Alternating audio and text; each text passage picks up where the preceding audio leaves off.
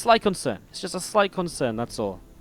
So if you want to help us out, subscribing would be awesome. You get replay packs, you get to spam emotes, you get to join our sub-channel on Discord. The replay packs are something which obviously attracts a lot of people. We put out 300 to 400 replays per month. So you really get your money's worth if you're looking for replays. Otherwise, it just helps us put on more StarCraft 2 content.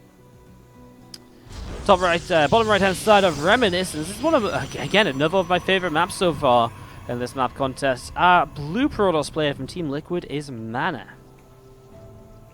He's going up against the red Zerg to the upper left-hand side from Clash. Give it up for Elazer.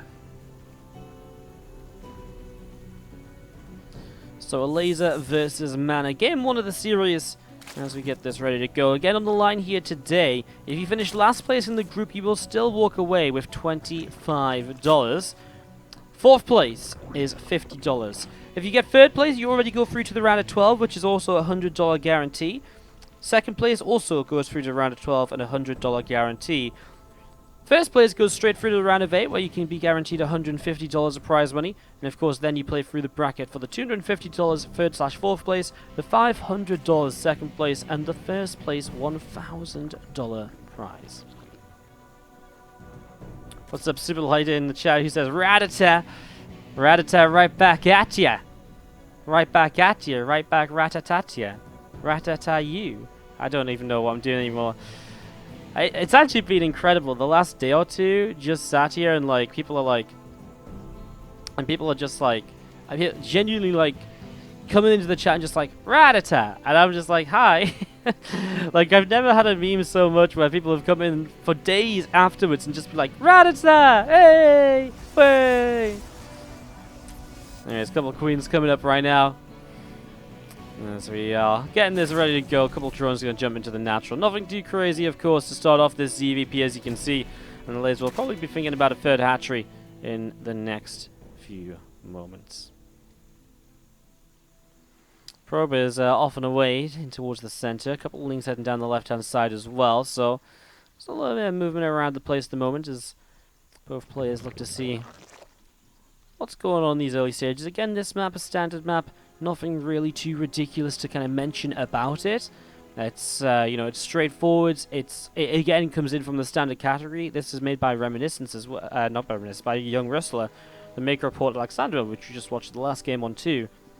But yeah, in general, it's pretty standard. We haven't seen a lot of action on the upper right or lower left of the map, but these later game bases are pretty regular also. Kind of gets to an interesting point around here. Like, these two bases seem like if you end up taking this base, it's very easy to push into.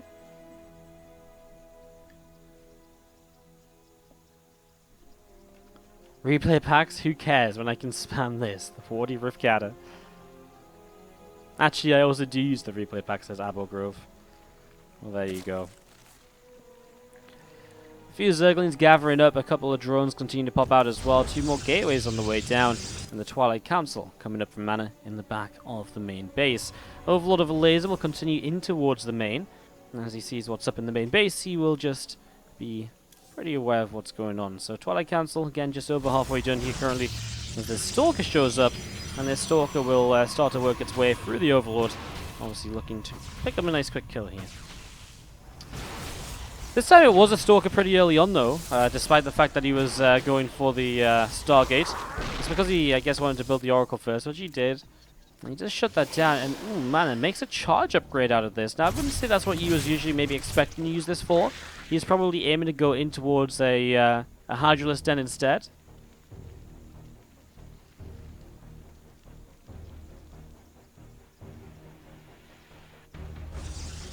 So now it's going to be charge, and that's going to bring up some questions, because he still starts a third Nexus.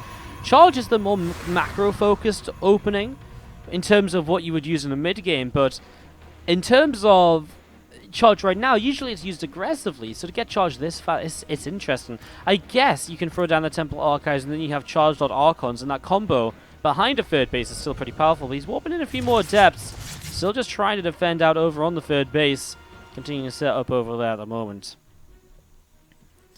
Hey, what's up, Elazer, coming in with the tier 1 sub. How you doing? Thank you so much for subscribing to the channel. I appreciate it, dude.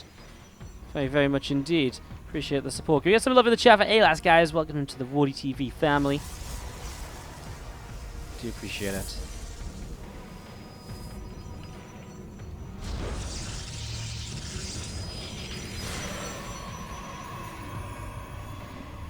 Ah, thank you, dude. As you see, some adepts going to continue towards the upper left-hand side. So he started charging. He's made only a... Did he make charge by accident? Because, like, I really thought charge was weird, and I thought he's just warping in more adepts to protect the third, but now he's got charge and a ton of adepts.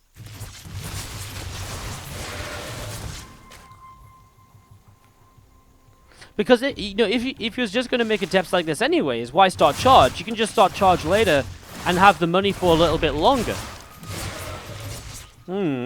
Interesting. Very interesting. A few roaches coming in, chasing down some of those adepts.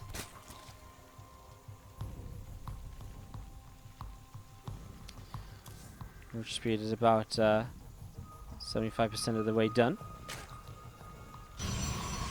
Again, adepts continuing to gather together at the moment. Overlord spreading out. I mean, now he starts resonating glaives. I can't really blame him because it's been a bit weird. See from Elazer though, he's going to be using some swarm hosts, which is pretty funky. Swarm hosts on the map? You know, they seem kind of good. A drop load already going to show us how you can just jump into the main base from this position. But I think swarm hosts right here, very powerful because you can either throw them on the army or you can throw them in the main base to harass very easily. Some real options there as we do see these roaches from Elazer continuing down to the south side. Oracle still moving around up in the skies. We do see these adepts and sentries gather together and starting to move forwards. Again, Oracle just overhead, ready to jump on those roaches at a moment's notice. And the first swarm host starting to arrive on the other side of the map. The sooner you start putting these to use, the better. MaNa now cancels resonating glaives. I mean, this has to have been a mistake to go charge before glaives. He's just going to throw adept there. Swarm host locus down onto these sentries. I mean, that just helps distract a little while these roaches just get the job done. And the Immortal starts to show up now, but maybe just a bit too late already. These roaches are starting to be a bit overwhelming. Double Immortal, I guess, off the double Robo. Should be able to turn this around. The shield battery actually keeping one of these zealots alive a very long time. Two more Locusts jumping in at the end. Should maybe just try and pop the barriers on the Immortals. Probably more useful immediately than much else.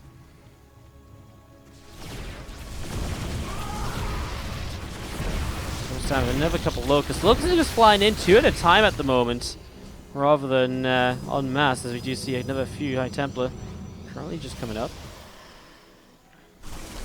Roaches working their way through a few of these probes. A little bit of damage being dealt as Zealots continue to come in from this right-hand side. I mean, this Roach drop, though, just being a frustration, as we do see. Overlord's over here, obviously not in a prime position at all.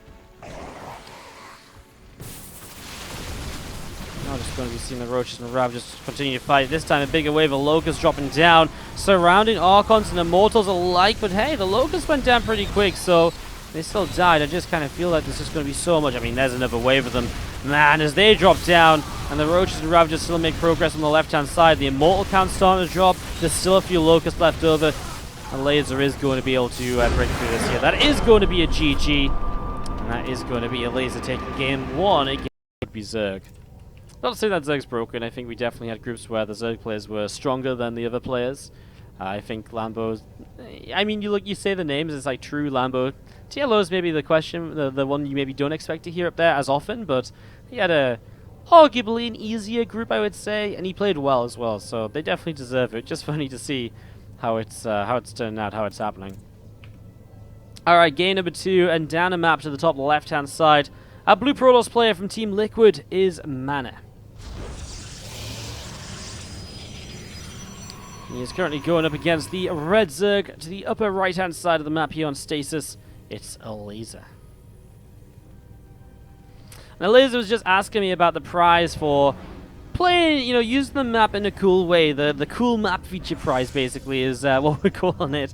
And, yeah, he was just asking kind of what maybe constitutes. And really, it's anything that utilizes, you know, kind of like a position on the map or a locate, you know, a feature of the map to your advantage. And for example, I feel like Elazer on that last game, losing Swarm Host on a map where the main is so open, is a very good example of how you can, you know, of how you can do it. So, yeah, it's pretty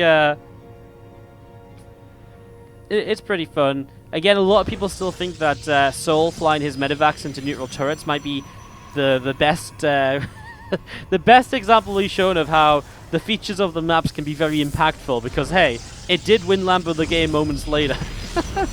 Those neutral turrets have been a bit of a nuisance throughout the tournament so far. We haven't seen any neutral turret maps so far today, right? I don't think so. I don't think so. You see this Nexus dropping down from MaNa, of course. The opening here early on Stasis is pretty standard. Third base here is very set back. That's one thing I really feel about this one. On this map, the main and the natural is really close by. I look at the gap there, really nothing at all between them. There's an air blocker up top, so it's really like natural to natural is so quick to get to. But to get to the main by air, you do have to go through the natural, so it's not like it's super crazy. It's not like you can just fly main base to main base. So that's worth keeping in mind, because actually I think without this air blocker, this would suck. You just fly stuff over here, drop in the main all the time, or you could drop into the natural mineral line.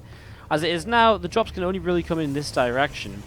And then obviously by having the third base set back away from the natural ramp, it makes it a really long rush distance, and if you can't go by ground actually, so worth keeping in mind. This time MaNa goes into a Twilight Council from the get-go, and another, and a Robo. So he's actually maybe looking for a Dark Templar drop to start this game, which would be a little bit different, would be a little bit unique. So Twilight and a Robo on the way up. Do you have this Prober Manager just heading in towards the natural mineral line and lining away now? Robo facility is about halfway done. Again, this overload of a laser just pulling back over to the right-hand side. Queen will inject on this natural expansion as well here, so inject's coming down, as we would expect this to be. And this time it is charged. Okay, this time it looks a lot more regular, you know? This time it looks as though it's meant to be charged. It's meant to be a big, aggressive attack. Most likely even with a couple of extra gateways added on still, taking us up to 7 or 8 in total. The Warp Prism will be able to get across the map quickly, remember. Although, again, we'll arrive in the natural initially, but we'll see where I can go to from there. For now, though, it's actually only 4 gates, so it's not too ridiculous. So it might just be pressure into somewhat of a follow-up. We'll have to see here very soon, as we do have a lair from Elazer is starting. He hasn't built anything yet, by the way. No Baneland Nest, no Roach Roaring, just the spawning pool is the only tech structure he has to build with at the moment. And did you see the Roach Roaring is now on its way down, so he's finally getting something here. Now Dark Shrine comes down, so this is going to be charged into DTs and maybe even, you know, obviously then Archons as well, or a natural kind of follow-through. Warp Prism is rallied a little bit up here. Let's just be a little bit careful of the fact that this is an air blocker around this top side. Warp Prism going to come and sneak back. Oh, the Triple Queen though. Going to turn this away pretty quick, man. It needs to get away. It's halted by the air blocker just for a moment. Have to be a little bit careful with that. You're just going to be seeing this Prism coming back over here then. But warping a few more Zergs to help out, and I mean these Zerglings coming in are looking as though they're going to be able to probably pushed away without too much issues. MaNa now with a charge lot attack onto the third base. We see more spines being started from Elazer, maybe really concerned about the fact that we're currently seeing a lot of Zealots and not really much else. He's probably thinking there's a big warping coming behind this, but no. There's a Nexus behind this, so MaNa is just teching out of this one. And those Zealots continue to swipe their way through some of those lings. 4 DTs now warp into the main, and oh, you know what? That Spore Crawler to the side is not currently... Oh, that Spore Crawler to the side is not currently in position, and also would like to remind you that the Overseer is not ready yet. I feel as though this could have been a dive on the lair and maybe even a kill. Now MaNa backs away with those units, and okay, the Overseer this time now will finish, obviously, because he's been waiting a little while. Still pressing forwards with the Warp Prism nearby means he can lift up those DTs when they get low. Just need to try and keep the Warp Prism somewhere where he can get out alive with this. Lifts up 3 of the 4 DTs. But, oh, well, there's a Spore Crawler here too, so it's actually a bit awkward. He's not in a great spot, and the recall will save him just now. Able to get that Warp Prism out of what really was a tough little position there. It's funny, isn't it? Because it's close by air, and yet the map doesn't really allow you to... It's close by air, yet the map doesn't really allow you to drop or use air units at all very easily, because this entire side is just unable to really kind of do much. It's a weird little position. It's a weird little position.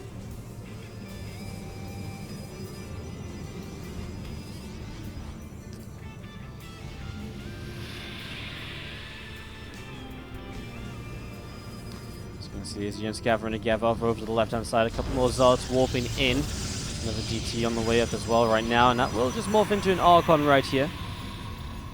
MaNa's stabilizing so far. A couple extra pylons coming up. I say stabilized, it's really a Elazer that should be stabilized. I just feel it was such a weird attack from MaNa that it was somewhat surprising that he was able to find a lot of success with this. But he has made it work. Now at the moment we do see this overall just for Elazer sat. Ready to maybe again poke forwards, poke in, see what perhaps is going to happen here.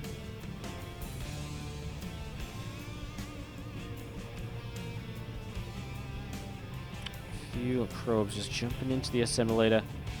Getting going right now. 7 Swarm Hosts currently on the way up, so Elazer's going to play Swarm Host once again now. You know what, if Elazer broke through these rocks, that'd be really sick, but I don't think he's going to get the chance. I was going to say, what if he just broke through these rocks, walked up to the natural and dropped Locusts in from over here? That'd be pretty insane. He may not get the opportunity though, because the Zards are swarming. Archon's dropping down, damage being dealt all over the shop already. As we are going to be seeing some Archon Micro coming through already from MaNa, try and keep this alive. Queen's starting to clean this out. Elazer has a couple of Locusts coming in now and again, but not too often, that's the issue.